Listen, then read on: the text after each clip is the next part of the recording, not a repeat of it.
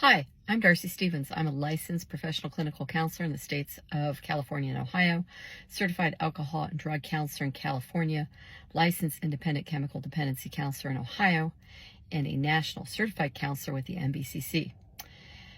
In yesterday's video, I was talking about polyvagal theory, and I wanted to dive into the topic a little bit more, specifically around use of coping skills in depending on your state of activation, whether you're in ventral vagal, you're in the sympathetic state, or if you're up into dorsal vagal. So sympathetic nervous system is basically hyper-arousal.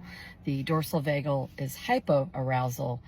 And depending upon where you're at, it really does matter which coping skills you are using. I've worked 4 years as a counselor, and I've had so many clients over the years tell me, well, I tried to use this coping skill and it just wasn't working for me. And this is long before I even knew what polyvagal theory was. When you are in a dorsal vagal state, you're going to be experiencing trauma responses of either freeze or fawn. And what tends to happen is you're hypo-aroused, so your body begins to shut down. You're going to feel hopelessness, helplessness, feel numb. You may have a reduced pain threshold. You may begin to disassociate or depersonalize during this state. Feel very depressed, feel hopeless, like life isn't worth living. This is a state where a lot of my clients will experience things like self-harming behaviors or suicidal ideation when they're up in that dorsal vagal state.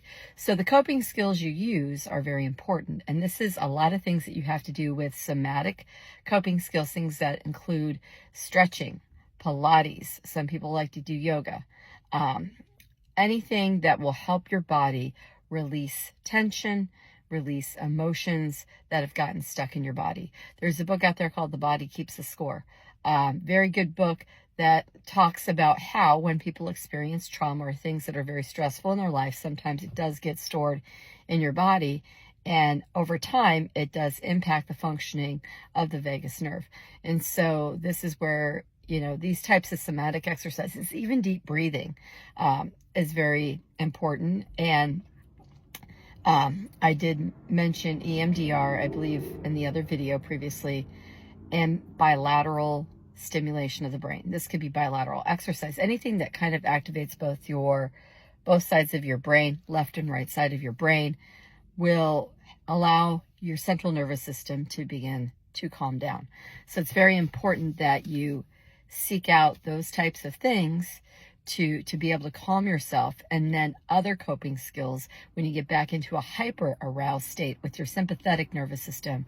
Those types of things of distracting activities or self-soothing activities, those types of things help on that level. And eventually you can calm yourself back down into a ventral level where then you can journal or do any other types of coping skills like affirmations, changing your negative thinking. Anything to change or restructure your thinking is going to have to happen on that ventral vagal state where you are more open, able to think more clearly, and be able to have social engagement.